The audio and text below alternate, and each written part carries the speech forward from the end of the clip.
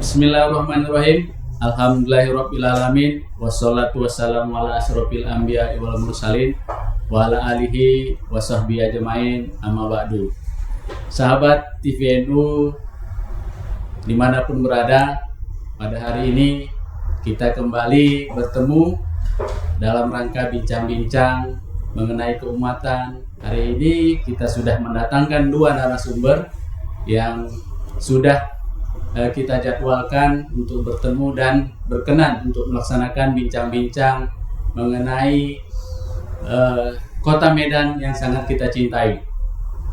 Beberapa waktu sebelumnya, beberapa waktu terakhir kita telah melaksanakan perhelatan politik pemilihan kepala daerah dan telah berhasil memilih wali kota dan wakil wali kota Medan untuk masa 2025 sampai dengan 2030 nantinya. Ini sudah pilihan yang terbaik. Bagi yang kalah harus menerima, bagi yang menang juga jangan jumawa. Namun yang perlu kita lakukan ke depannya adalah bagaimana bersinergi, bekerja sama, membangun kota Medan ke depan menuju arah yang lebih baik. Terutama kita sebagai warga NU, sebagai umat Islam secara umum juga punya concern tersendiri bagaimana membangun kota Medan yang lebih religius dan juga berkembang serta membawa kemaslahatan untuk seluruh warga kota Medan. Di sini akan saya perkenalkan narasumber kita yang pertama. Di sebelah kiri saya ada Bapak Faisal Ramadan Harhab, SHMKN. Beliau Ketua Lembaga Penyuluhan dan Bantuan Hukum Nahdlatul Ulama Kota Medan yang kita undang sebagai pengamat atau mempunyai pengetahuan tentang bagaimana Kota Medan sebelumnya, bagaimana Kota Medan ke depannya, dan bagaimana sehingga tatanan Kota Medan ini dapat berjalan dengan baik dan sesuai dengan aturan.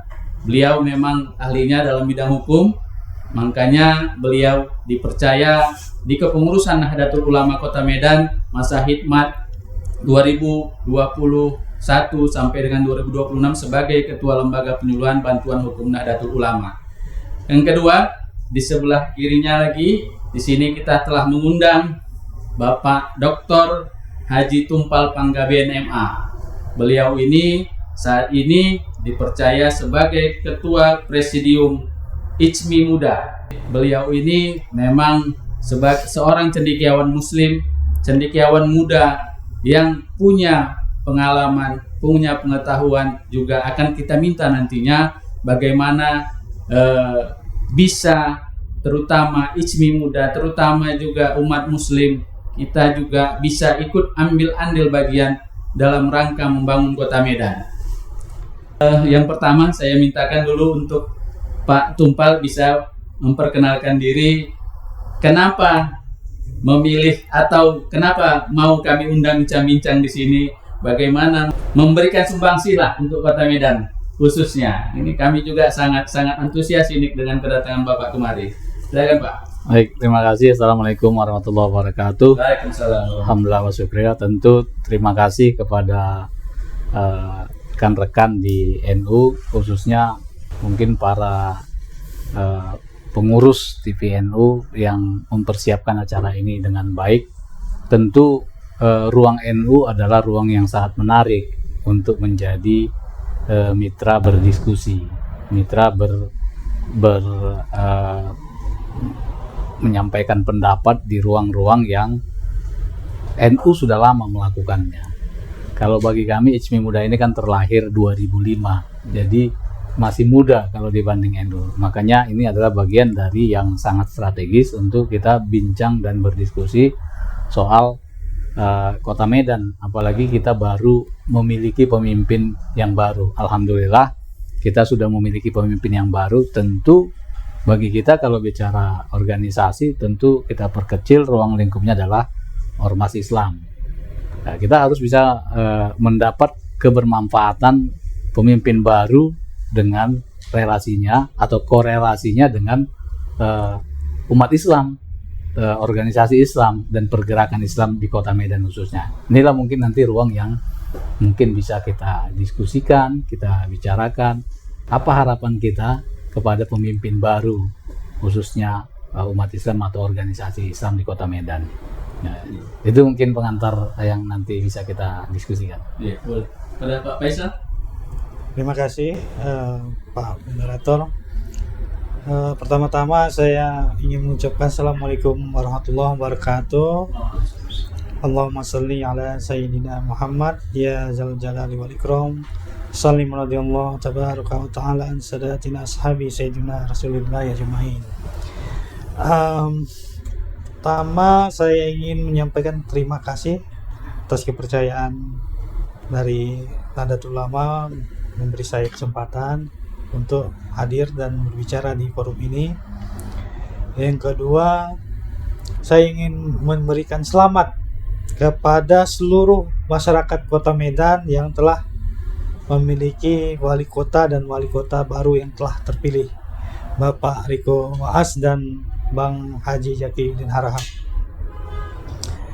Tentunya kita juga mengapresiasi pelaksanaan pemilu di Kota Medan yang berjalan dengan aman dan damai berkat kerja keras teman-teman kita di KPU dan di Polrestabes dan seluruh masyarakat Kota Medan yang bahu-membahu menyelenggarakan acara pesta demokrasi ini secara baik sehingga menghasilkan pemimpin yang tentunya menjadi harapan bagi masyarakat Medan, membawa Kota Medan ke arah yang lebih baik dari yang sudah ada sebelumnya, yang sudah baik supaya lebih baik lagi. Seperti itu. Saya rasa menyambung tadi dari Pak Tumpal tentang peran dan ormas Islam terhadap pembangunan Kota Medan ya, dengan dinamika yang sekarang ini, ya itu tentunya menjadi diskusi kita yang sangat menarik. Apakah bagaimana kelanjutan? Kita tahu nih bagaimana problematika di Kota Medan ini sangat kompleks ya, banyak sekali masalah, mulai dari infrastrukturnya, mulai dari sampah, perparkiran dan segala macamnya. Nah, kita juga ingin bagaimana peran kita sebagai masyarakat maupun dari ormas Islam terhadap pembangunan Kota Medan yang berkelanjutan, berkesinambungan dari pemimpin kita yang dahulu sampai pemimpin yang sekarang. Saya rasa demikian. Iya. Kalau mungkin saya pertama ke Pak Faisal dulu. Jadi tadi Pak Faisal menyinggung tentang bagaimana mungkin tata kelola kota. Cuma hubungannya apa dengan ormas Islam gitu? Kalau mengurus parkir, mengurus parit kah, atau mungkin drainase infrastruktur, apa hubungannya dengan ormas Islam? Kalau menurut Pak Faisal kira-kira bagaimana? Ya, terutama kita lihat dari misalnya perparkiran ya. Kita kan banyak ini masjid-masjid. Tiap hari Jumat itu kan biasanya ya, dan memang udah kewajiban umat Islam menyelenggarakan sholat Jumat. Maksud saya bagaimana caranya supaya wilayah sekitar masjid ketika terjadi atau dilaksanakan kegiatan ibadah itu dibebaskan parkirnya. Apakah dengan menempatkan petugas dishub di situ? Saya rasa itu salah satu isu juga. Berarti keterlibatan aparat pemerintah dalam hal mendukung kegiatan keagamaan juga. Iya, mendukung kegiatan keagamaan. Sebenarnya sudah juga punya juru parkir sendiri ya. Iya, tapi kan di tepi jalan maksud saya nih. Iya. Oke. Ya. Oke, Pak Tumpal, saya minta pendapat juga. Ini kan banyak yang belum tahu profil wali kota kita atau juga wakil wali kota kita. Nggak terdengar dulu siapa sih wali kota kita ini? Siapa sih Bapak Riko Waas? Siapa sih Bapak Zakiuddin ini? Kenapa bisa berani-beraninya mencalonkan diri gitu? Atau kita melihat nih, saya ngelihat dari data pendaftaran di KPU bahwasanya calon wali kota termiskin itu hanya 234 juta hartanya. Jadi kenapa dari situ dia berani, dan apa titik tolak sebenarnya harapan menurut Bapak bisa mewujudkan Kota Medan yang lebih baik daripada pemimpin sebelumnya? Mungkin saya akan melihat dari perspektif politik ya. Kenapa seorang Riko Waas berani maju menjadi calon wali kota Medan? Dari sisi background politik, beliau adalah salah satu wakil ketua di Partai Nasdem DPW Sumatera Utara. Dan yang lebih menarik lagi, sehingga menjadi keyakinan saya bahwa beliau adalah ponakan dari Surya Paloh, pemilik Partai Nasdem. Jadi posisi politik itu tentu menjadi nilai tawar yang sangat kuat. Bergeningnya kepada partai-partai lain ini tentu menjadi sebuah bergening yang kuat. Itulah mungkin sebabnya kenapa Gerindra yang jumlah kursinya 6 dan Nasdem itu 5 bersedia jadi wakil, karena sosok ada Surya Paloh di belakang. Jadi tapi tidak serta-merta sosok Surya Paloh itu akan bisa menjadi pemenang, tapi bisa meyakinkan partai-partai untuk mendukung ia. Nah, di situ dulu. Jadi tidak berlaku LHKPN yang dilaporkan beliau 230 sekian 230 sekian itu dibanding dengan posisi politik yang ada pada beliau. Jadi itu yang membuat sebesar Partai Golkar pun siap mendukung tanpa harus mendapat jatah. Jadi posisi itu. Kemudian kalau wakilnya saya lihat kan dari Gerindra, Pak Zakiuddin itu dari Gerindra, secara popularitas mungkin di Kota Medan tidak terlalu populer, walaupun beliau pernah lahir dan besar di Medan. Tapi secara posisi politik dia adalah ketua DPC kalau nggak salah di Labura, di Palas di Palas. Jadi sebenarnya mereka punya posisi politik yang kuat di internal masing-masing. Kita tidak bisa memungkiri bahwa hari ini partai penguasa itu adalah Gerindra. Jadi tentu bergabungnya partai Gerindra dengan Nasdem secara politik akan menjadi sebuah kekuatan, ditambah lagi ikut sertanya partai-partai yang lain. Partai Golkar, Partai Demokrat, PAN, PSI, dan seterusnya. Akhirnya mereka didukung oleh partai mayoritas. Jadi sebenarnya ketika dukungan itu kelihatan secara mayoritas, maka peluang politik menangnya sudah tinggi.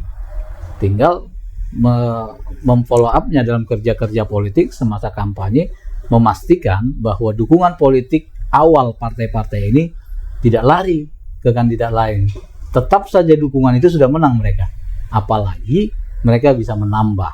Tapi faktanya kan kalau kita lihat dari hasil suara mereka itu hampir 297 sekian, itu sebenarnya tidak sebanding dengan suara asli mereka. Suara asli partai itu kan hampir 400.000. Berarti masih hilang hampir sepertiga hilang sebenarnya suara aslinya. Tidak juga bisa mengembangkan mereka untuk mempertahankan suara asli pun sebenarnya tidak dapat. Tapi realitas politik itulah yang membuat mereka tetap bisa menang, karena memang sejak awal dukungan mayoritasnya sudah muncul. Nah, jadi walaupun dukungan finansialnya tadi secara personal mereka kecil, tapi dukungan politik yang kuat dan mayoritas tadi itu yang menjadi sebuah kekuatan opini publik. Ini kandidat menang, ini calon menang. Itulah yang terbangun di masyarakat sehingga sampai ke akhir mereka bisa menang walaupun masih tergerus dengan suara aslinya. Ya. Nah. Kalau background dari sisi agama udah pasti ya beliau Islam ya. Ya. Apakah mungkin dari pengamatan Pak Tumpal, beliau apakah sosok yang cukup religius? Sepanjang sepengetahuan saya, dua atau sepasang kandidat ini cukup religius dalam menjalankan kegiatan rutin. Kalau kita lihat sholat 5 waktunya jalan, kemudian kalau keinginannya untuk mengembangkan keislaman kuat, itu menjadi tolak ukur awal. Tapi tolak ukur awal ya. Tapi untuk menjadi jawaban sesungguhnya adalah kita lihat 5 tahun ke depan bagaimana perlakuan mereka terhadap ormas Islam, termasuk kita, terhadap umat Islam. Nah, apakah relevan sesuai dengan janji-janji awal mereka atau kampanye-kampanye politik mereka kepada pengajian-pengajian. Pasti mereka mendatangi pengajian-pengajian ormas-ormas untuk menawarkan kerjasama, kolaborasi, apapun namanya, tapi itu kan harus dibuktikan nanti ketika di masa kerja mereka. Inilah yang menjadi poin penting sebenarnya bagi kita ormas Islam, memastikan bahwa ormas-ormas Islam ini harus bisa menjadi mitra strategis Pemko Medan dalam mengelola masalah keumatan. Tidak boleh menjadi mitra normatif, karena selama ini yang terjadi adalah, mohon maaf, ormas-ormas Islam itu, umat Islam itu hanya menjadi mitra normatif. Jadi kalau mitra normatif, dia tidak bisa menyelesaikan masalah-masalah keumatan, terus berlanjut, berjalan, ganti pemimpin tetap berjalan. Kenapa? Karena tidak dilakukan upaya secara khusus untuk menyelesaikan masalah itu. Nah, disinilah harapan kita ke depan, wali kota yang baru ini bisa mengajak ormas Islam menjadi mitra strategis, menginventarisir semua masalah-masalah keumatan, dan lalu melibatkan ormas-ormas di garda terdepan menyelesaikan masalah itu. Karena Pemko Medan sudah pasti sangat sibuk mengurusi birokrasi mereka, mengurusi pembangunan mereka. Tapi dalam rangka mengurusi keumatan secara spesifik, dibutuhkanlah ormas Islam.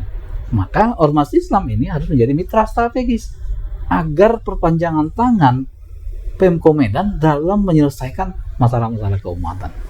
Saya pikir itu menjadi tantangan bagi wali kota terpilih dan menjadi harapan bagi ormas-ormas Islam. Iya. Tadi saya terpikir kenapa menanyakan apakah beliau ini sosok yang cukup religius, karena begini pemikirannya, bagaimana kita menggantungkan atau bagaimana kita mau memberi nasihat sebagai ormas Islam atau sebagai kekuatan umat Islam untuk bersuara ketika dia tidak punya sisi religius yang cukup, maka kita pasti tidak akan didengar. Maka tadi berarti seperti yang Pak Tubas tadi sampaikan, kalau gitu cukup pantas kita menjadi mitra strategis, karena bisa apa? Kita bisa bersuara ketika kita mungkin jadi mitra strategis, mungkin cakap kita bisa didengar, ya kan? Mungkin kan, tapi sebagai pejabat publik pastikan dengan pertimbangan-pertimbangan tertentu baru bisa mengambil sebuah keputusan. Pak Faisal ini kan backgroundnya NU nih, kira-kira bisa nggak NU ini menggantungkan, atau bukan gini, sebenarnya kalau ulama itu nggak boleh menggantungkan menurut saya. Ya, jadi kenapa? Karena ulama adalah pewaris para nabi. Jadi apa katanya mungkin bisa menjadi fatwa. Tapi akan terbalik ketika malah ulama yang mengikut apa kata ulil amri lah, ya kan. Nah, kira-kira menurut Pak Faisal, NU ini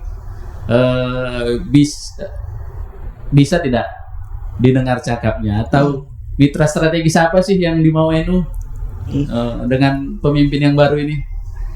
Ya, jadi begini, tradisi keislaman di Nahdlatul Ulama ya, khususnya itu kan selalu dikenal, kita selalu tahu yang disebut dengan ulil amri dan umaro.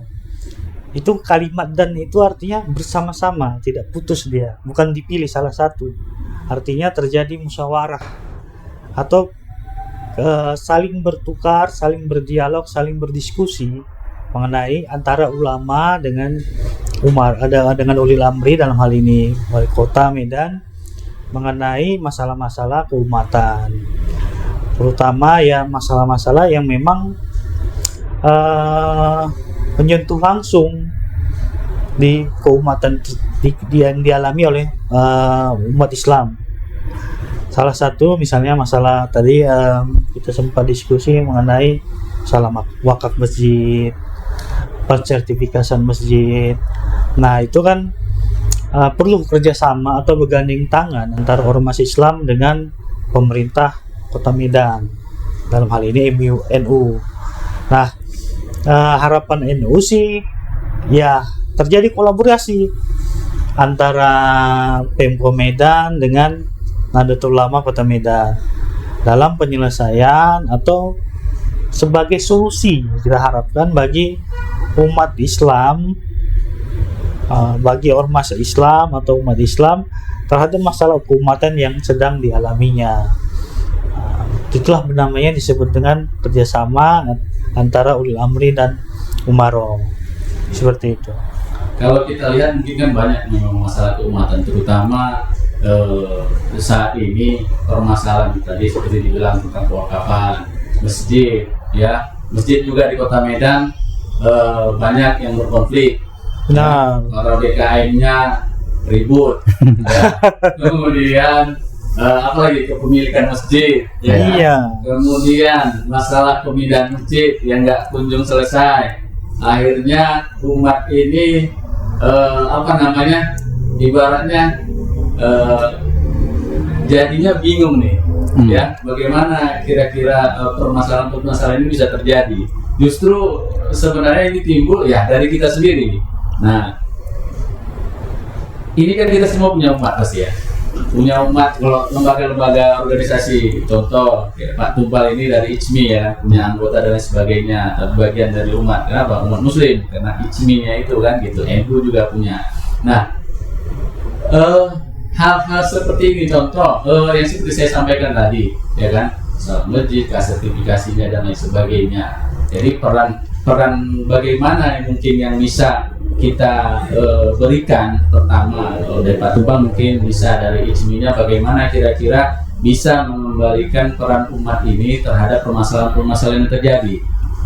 Mungkin pendirian rumah ibadah, ya kan. Tapi kalau mungkin kita bisa melihat rumah ibadah kalau umat Muslim mungkin mendirikannya jarang, tetapi pemindahannya sering ribut, ya kan. Kalau umat yang lain, ya kan, mendirikan rumah ibadah, kita yang ribut. Sebenarnya itu konflik-konflik itu juga terjadi ya mungkin karena kita juga umat ini mungkin kurang memahami. Nah, peran bagaimana kira-kira dari ICMI Muda ini, Pak, untuk mengajak kami punya solusi atau ini menurut pendapat kami kira-kira bagaimana kita menyuarakan ini, dan juga seperti Pak Tumpal tadi sampaikan hal-hal apa lagi yang ditemukan mungkin oleh ICMI Muda atau ormas Islam yang mungkin dalam pengamatan Pak Tumpal ini terjadi di Kota Medan, sehingga kita bisa memberikan solusi. Dan mungkin ya bisa juga mungkin di sini kita disampaikan solusi konkret nih, mungkin nanti ketika para pimpinan yang baru kita ini mungkin bisa mendengar melalui channel ini.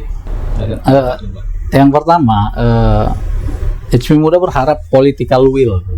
Political will pemimpin itu harus memang memberi ruang kepada ormas-ormas Islam ini untuk menjadi mitra strategis. Ormas Islamnya pasti mau, pemerintahnya mau nggak? Jadi political will ini sangat penting agar ruang itu diberi secara terbuka. Ketika political will pemerintah kota memberikan ruang kepada ormas-ormas Islam untuk menjadi mitra strategis, maka di sana dimulai diskusinya akan dimulai.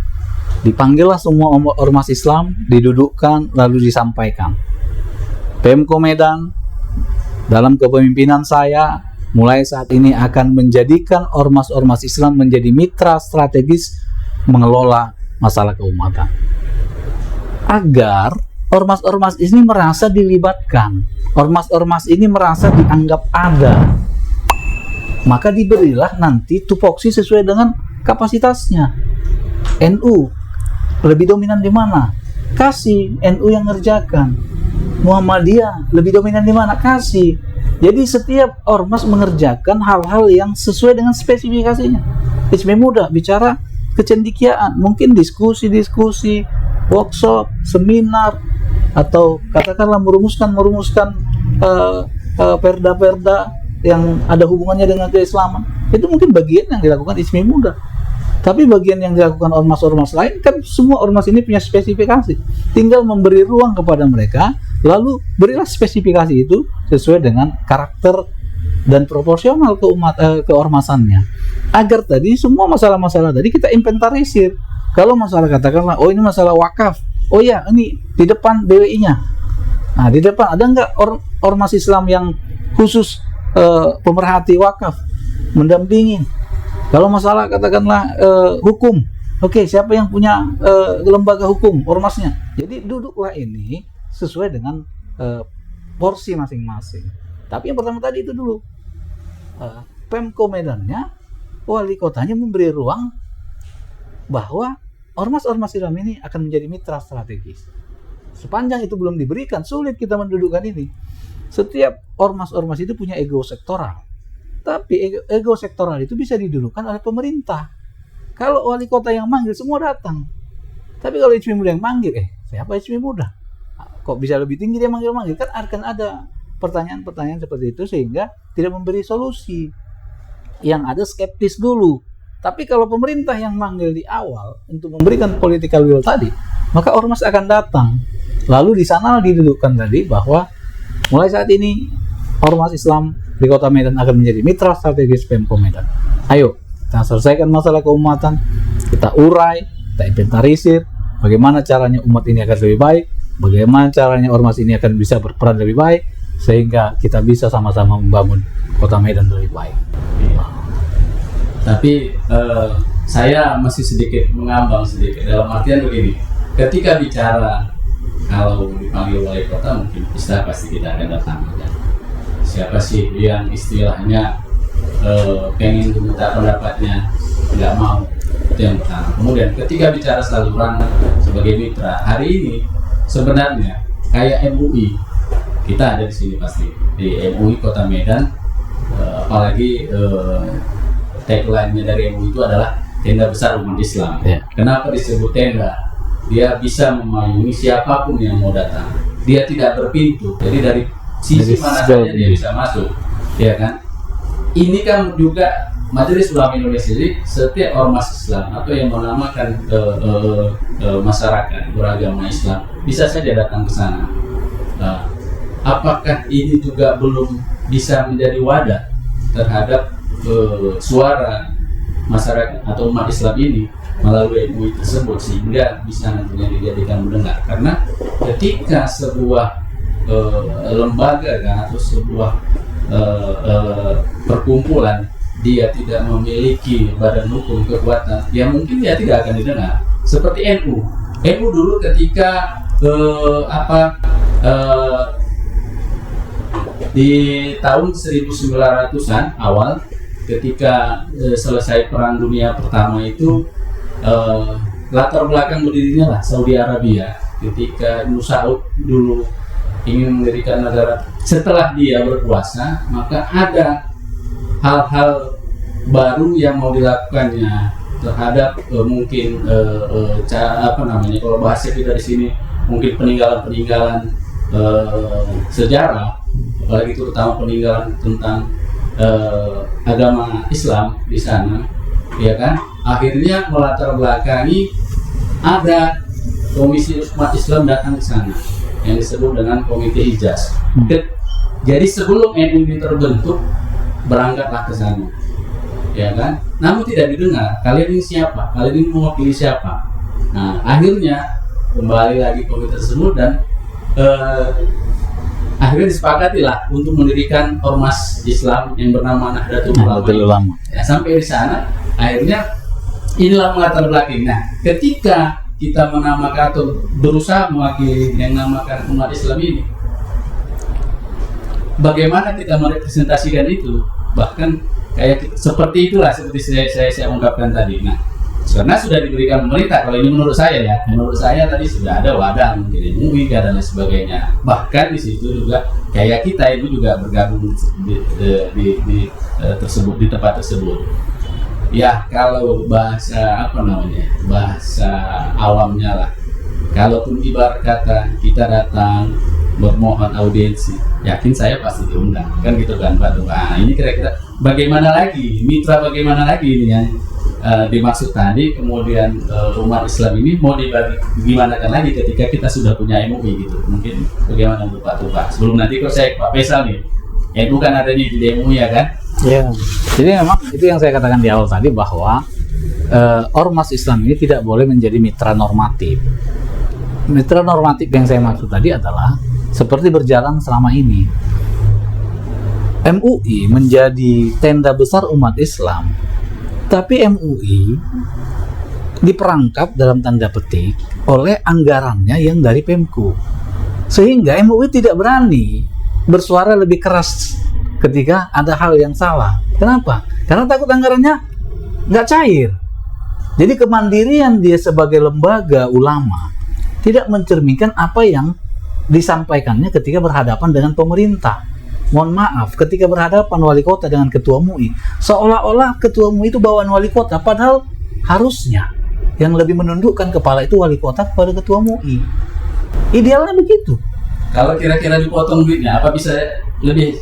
Harusnya dia mampu. Tidak diberi dana lah gitu. Harusnya dia mampu. Disinilah dibutuhkan ormas Islam ini harus bersama MUI. MUI ini kan tenda besar, tapi kalau isinya tidak ada, kosong tendanya. Tapi kalau mulai dari sekarang ormas Islam masuk ke tenda besar ini, lalu ada di belakang MUI berbaris, kita menghadap wali kota, menghadap Pemko Medan, maka Pemko Medan akan melihat ini utuh. Oh, ini umat Islam, bukan MUI. Ini umat Islam yang di bawah tenda besar MUI. Kalau itu yang dipandang oleh Pemko Medan, maka dia akan melihat umat Islam secara utuh, tidak lagi melihat MUI secara kelompok. Ini yang membuat posisi bergening politiknya MUI dalam tanda petik tidak kuat di mata Pemko Medan. Harusnya MUI tetap akan bisa kuat ketika ditopang oleh masyarakat, oleh umat Islam, oleh ormas Islam. Karena ketika ada masalah di sini dia penyelesaiannya, dan ketika ada masalah, masalahnya juga di sini. Nggak bisa diselesaikan tanpa melibatkan orang-orang yang bermasalah. Tidak bisa diutus MUI saja menyelesaikan, tidak, tapi harus dilibatkan kelompok-kelompok yang bermasalah. Makanya saya katakan tadi menjadi mitra strategis. Mitra strategis itu adalah punya sistematis kerjasama, tidak kerjasama kondisional, tidak kerjasama parsial, tapi kerjasama secara komprehensif sesuai dengan kapasitas masing-masing keormasan ini. Jadi MUI pun akan gagah berhadapan dengan Pemko Medan, dengan wali kota ketika membawa suara umat. Bisa saja suatu saat nanti MUI akan beda pendapat dengan Pemko Medan, maka MUI juga harus bisa mempertahankan suara umat ini. Dia tidak boleh serta-merta mengikuti keinginan Pemko Medan yang berseberangan dengan keumatan. Dan justru dia harus bisa menjelaskan kepada Pemko Medan, ini loh Pak Wali, kemauan umat itu ini, sederhana. Ini masalahnya di sini, kita ngurainya di sini. Pemko Medan masuknya di sini. Ini yang harusnya kita bisa harapkan. Nah, jadi ke depan dengan kepemimpinan baru wali kota ini, kita berharap ada ruang itu yang terjadi, sehingga sebenarnya ini menguntungkan buat Pemko Medan. Kalau ini dilakukan, artinya setengah pekerjaan khusus keumatan itu selesai di organisasi ini. Jadi dia tidak perlu lagi, dia hanya tinggal mikir, oke, anggarannya berapa, oke, kebutuhannya apa. Dia nggak pusing lagi mikirin penyelesaiannya. Sudah ada organisasi-organisasi Islam di bawah MUI. Jadi mereka ngadunya di MUI, bicaranya secara keormasan, selesainya kasih ke Pemko. Akhirnya Pak Wali tinggal melengkapi peran wali kota, oke, penganggarannya, peran wali kota, oke, meresmikannya, memberi suratnya, ataupun apapun itu tinggal administratifnya. Jadi pekerjaan Pak Wali bisa semakin ringan. Begitu kira-kira. Ini kalau saya mendengar yang disampaikan Pak Tumbar ini Pak Faisal, ini obrolan tepi jurang juga. Kenapa? Tepi jurang buat MUI ini. Kenapa? Pak Faisal, ini kan ada di MUI. Sebenarnya berperan nggak sih di Medan? Iya, ya pasti berperan lah. Saya rasa memang ada perannya di situ. Iya, kira-kira seperti bilang Pak Tumbar tadi, kayaknya tidak atau kurang kritis lah terhadap kebijakan pemerintah, atau kurang bisa menyelesaikan masalah keumatan. Sebenarnya ya kalau bisa dibilang mungkin MUI belum bisa dijadikan solusi lah, atau dengan yang sekarang ini belum bisa. tapi hati-hati juga, ilmu ini ada di dalam. Nah, gitu.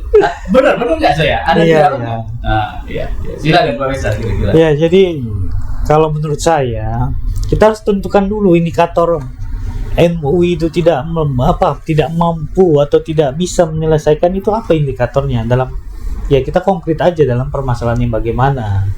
Setahu saya MUI sudah berperan, namun mungkin ya mereka kan bukan sebagai eksekutor dari Kalau kebijakan. dibilang Pak Tunggal mungkin ya jangan dikasih dana dulu lah, jangan dikasih hibah dulu lah, mungkin gitu kira-kira. Iya. Nah, Pak Faisal cocok nggak? Kalau saya sih ya saya rasa kurang tepat karena perwakilan MUI itu kan tenda besar. MUI tenda besar ormas-ormas Islam dari NU, Al-Wasliyah, Muhammadiyah semua ada di situ. Artinya apa yang menjadi concern dari ormas masing-masing kan dibawa ke MUI baru disampaikan kepada wali kota. Jadi memang udah ada semacam jalur berjenjang, meskipun mungkin ormas ini bisa langsung ke wali kota, tapi kan memang secara perwakilan atau sebagai suatu wadah besar MUI lah yang mewakili. Nah, bagaimana penyelesaian MUI terhadap permasalahan umat? Nah, MUI itu kan bukan seperti saya bilang tadi, dia ulil amri dan umaro.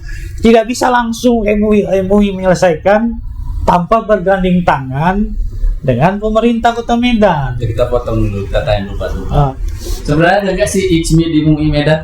Di MUI Medan tidak ada, MUI Sumut saya ada di MUI Sumut.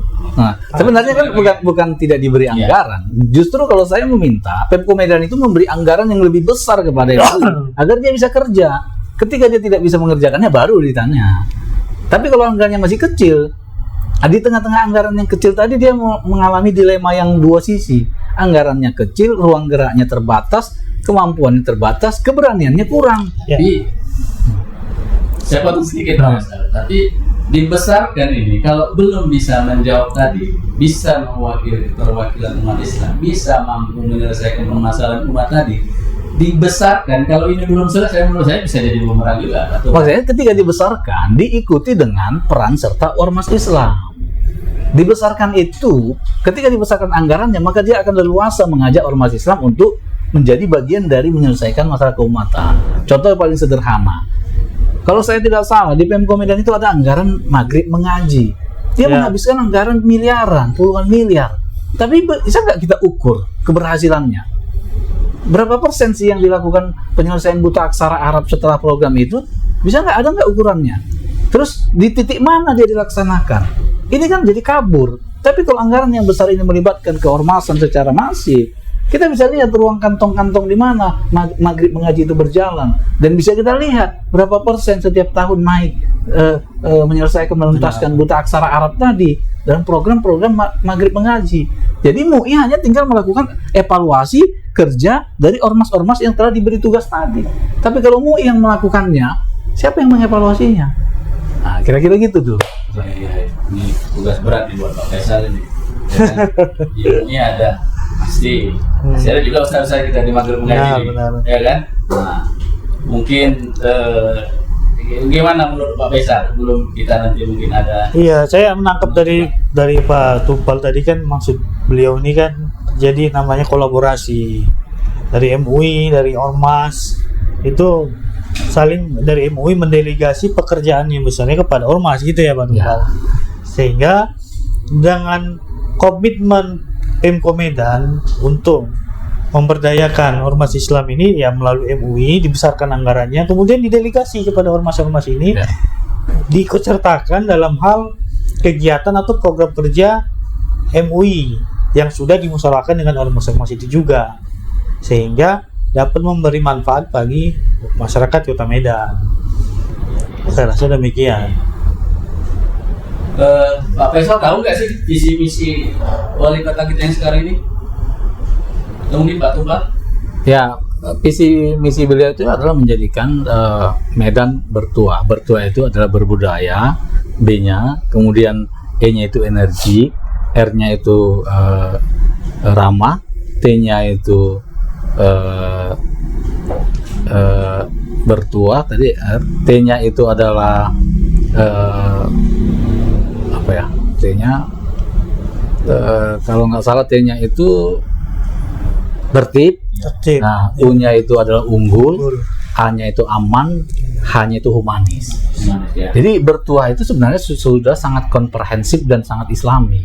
Iya. Jadi sebenarnya ini menguntungkan bagi umat Islam dan ormas-ormas Islam, program bertuahnya ini akan dijalankan. Sehingga nanti kita yang umat Islam atau ormas Islam yang ada di Kota Medan betul-betul mendapat tuahnya wali kota baru tadi, kira-kira gitu tuh, diberdayakan dengan baik, kan kita dapat tuahnya tuh. Jadi kehadiran beliau selaku wali kota baru, pemimpin baru di Kota Medan dengan visi misinya bertuah tadi, menjadi tuah juga bagi kita umat Islam dan masyarakat Islam di Kota Medan. Iya. Bahasan kita cukup sebenarnya, tapi kalau satu edisi atau dalam satu pembahasan kali ini kurang waktunya. Ya. Jadi mungkin nanti bisa kita bahas lagi, namun bisalah mungkin dari pengantar buat pemimpin kita yang baru ini bisa kita sampaikan, mudah-mudahan bisa lebih kita kritisi lagi. Statement penutup dari Pak Faisal kira-kira? Ya. Pada Pak Wali Kota yang baru, ya harapannya laksanakanlah visi dan misi yang disampaikan ketika kampanye, penuhilah janji kampanye tersebut, dan harapan kami ya gandenglah ormas-ormas Islam sebagai mitra strategis dalam pembangunan Kota Medan, berilah peran sehingga dengan menyelesaikan sebagian masalah keumatan itu sekitar 20-50% permasalahan Kota Medan itu sudah tuntas, saya rasa seperti itu. Demikian dari saya. Ya. Pak Tubal mungkin kata-kata penutup? Baik, yang perlu kami sampaikan dan kami titipkan kepada pemimpin Kota Medan yang baru, Pak Riko dan Bang Jaki, adalah bahwa Kota Medan ini mayoritas umat Islam. Walaupun Kota Medan ini heterogen, tapi isinya mayoritas umat Islam. Artinya, Pak Wali, Pak Wakil Wali Kota, jadikanlah umat Islam, ormas Islam ini menjadi mitra strategis menyelesaikan masalah-masalah keumatan. Karena masalahnya di keumatan, maka yang bisa menyelesaikan adalah umat-umat yang ada di keumatan itu. Pemko Medan menjadi fasilitator, Pemko Medan menjadi mediator untuk menyelesaikan masalah keumatan. Maka jadikanlah ormas Islam, umat Islam menjadi mitra strategis Pemko Medan untuk membangun keumatan dan membangun Kota Medan ke depan. Terima kasih. Ya, terima kasih. Sahabat TV Indo dimanapun berada, demikianlah acara kita tadi. Mudah-mudahan bertuah untuk Kota Medan, bertuah untuk kita semua, sehingga Kota Medan menjadi lebih maju. Bisa aspirasi kita, umat Islam dan seluruh warga Kota Medan menuju Kota Medan yang lebih baik untuk semuanya. Saya akhiri, wallahu muwaffiq ila aqwamit thoriq. Assalamualaikum warahmatullahi wabarakatuh.